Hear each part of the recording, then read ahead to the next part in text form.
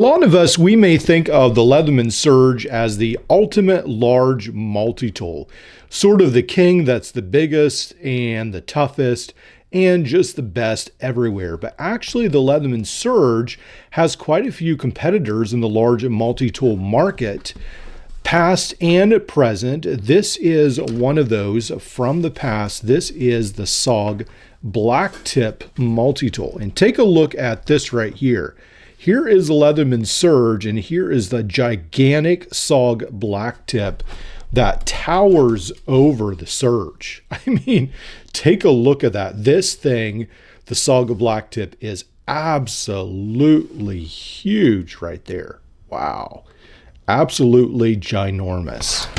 Pretty amazing. So we'll talk about that today. This tool right here has a fascinating history.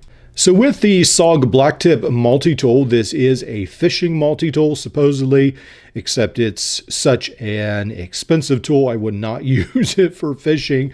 We have these gigantic pliers, these wire cutters, hardwire notch right there. We do have the compound leverage system as well. And then on the end, this is more like the SOG Power Lock. You do not have a bit driver notch.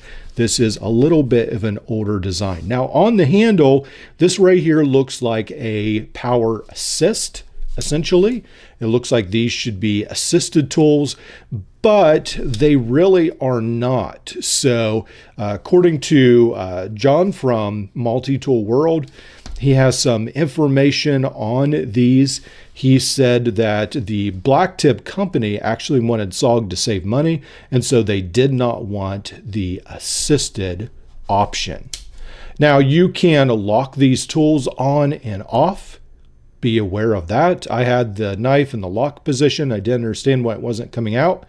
So you have to slide this to the on position, and then you can go ahead and extend the knife. Now this knife desperately needs cleaned up. I didn't realize it was this dirty. I haven't really looked at this tool that much since I got it from eBay. You can only buy these used, unfortunately, anymore, and they are pricey. They definitely command a premium. Now on this side, we have SOG's V cutter, this right here. With the lock unlocked, you can actually just pull the tool out with a thumb stud. You don't have to push up. You can do that as well, but this is primarily just for unlocking the tool. And then you can lock it again using this lever, and then it won't come out. Now on the other side, we have what looks like, reminds you more of what you would see on the power lock. There are several tools right here. Then we have the piano locks at the bottom. So we have the file. Then there will be the can opener, bottle cap lifter. There will be the Phillips screwdriver. I guess this is actually the bottle cap lifter, the screwdriver, and this one right here, I think, is actually a descaler, which this is probably the only SOG I have seen this on. I don't think I've seen this on any other. This would be the hooked gouger, I guess, as well. Then we have these piano hooks on the bottom. So you can press on these to release the tools. Now when we weigh the SOG Black Tip, it does come in at 10 ounces. As opposed to something like the SOG Paladin, the P540, that comes in at around 11 ounces. When we measure the length of the SOG Black Tip, it comes in around 5¼ inches long, or around 13 centimeters. Now open, it will come in, this is gigantic. It's over 8 inches long, or almost 21 centimeters. It is a very large tool. This is a very shiny tool, but I'll try to get the camera to focus. You can see that it says Black Tip right there. That plus the very large pliers gives us away. Now let's dive into a little bit of information that Mr. Holmes from Multi-Tool World gave me about this tool. Now, one of the very fascinating things about this is that one of the early versions actually did come with replaceable wire cutters. Now, I think that may be the only time that I have seen. I've never seen it personally, but John Holmes from Multi-Tool World sent me a picture, and I think that's maybe the only time that I have seen replaceable wire cutters on a SOG. Apparently it didn't go very well. The pliers broke because it was a weak point, so they went back to this. Now, only about 400 units of these have been made, I guess.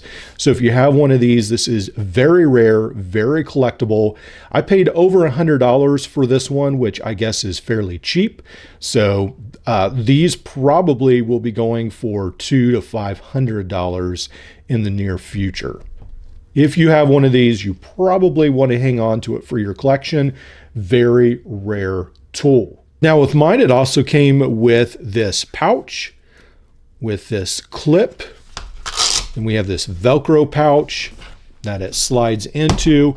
This is definitely not a pocket carry multi-tool. You would definitely want a pouch with this, and this pouch looks pretty secure. I like this almost like hook here at the bottom. That's pretty cool. That snaps, it almost like snaps in there. Pretty nice design to snap on your belt. You want something very secure so that you do not lose this tool. Now, SOG is not the only one that has made fishing multi-tools. Gerber had several models with very long pliers that were used for fishing. They are also very expensive right now.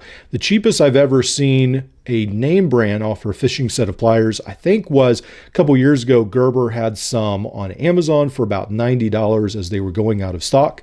Now I see them on eBay for up to $200, $300, $400 or so. So if you ever see a name brand tool with fishing pliers, those seem to be pretty rare now.